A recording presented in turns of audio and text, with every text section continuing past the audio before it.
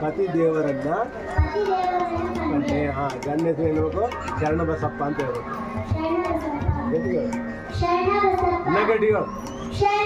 ಇನ್ನ ಗಟ್ಟಿಗಳು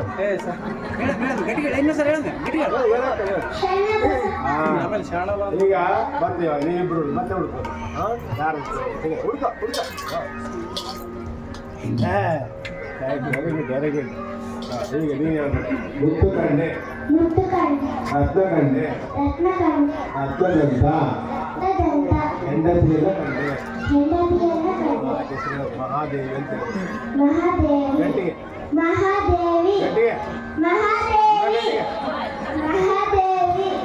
ಶಿವ ಸಾಂಬದೇವ ಪಾರ್ವತಿ ಶಿವ ಮಹಾದೇವ.